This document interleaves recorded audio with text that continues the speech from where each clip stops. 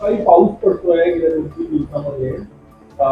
काय पंचनामे होऊन मदतीच्या विषयाने फळबागा, भाजीपाला, काही खाण्याचं नुकसान झालं. नुकसान प्रचंड झालेलं आहे अवकाळी पावसामुळे. रब्बी पिकाचं नुकसान झालंय, उन्हाळी धान प्रचंड नुकसान झालंय. तिकडे उत्तर महाराष्ट्रामध्ये डाळिंबाचं नुकसान झालंय, भाजीपाल्याचं नुकसान झालंय. हे प्रचंड नुकसान होऊन आता हे दुसऱ्यांदा अवकाळी पाऊस आलेला आहे. पहिल्यांदा आलेला अवकाळी पाऊस आणि गारपिटीमुळे झालेल्या नुकसानीचे पंचनामे अजिबात सरकारने केले नाहीत, तसे आदेशही काढले नाहीत आणि अद्यापही कुठल्याच प्रकारचे आदेश दिल्याची माहिती आमच्याकडे नाही.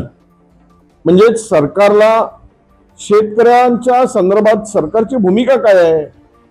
असं दृष्ट सरकार का दुष्टपणे शेतकऱ्याशी का वागतोय सरकार? या सरकारचे शेतकरी दुश्मन असल्यासारखे का वागतायत?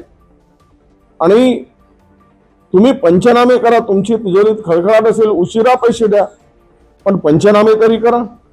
किती नुकसान झालेलं आहे, शेतकरी बांधावर जाऊन ओरडताय, रडतोय.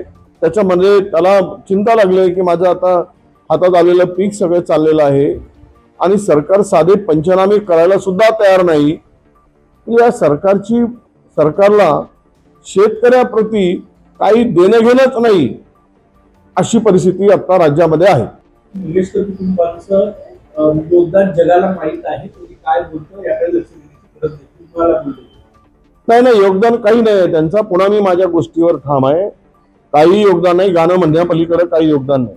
त्याने ऑटोग्राफचे पैसे घ्यावे सहीसाठी, त्यांच्याकडून काय योगदानांची हे करायचे? कुठला योगदान दिलाय त्यांनी?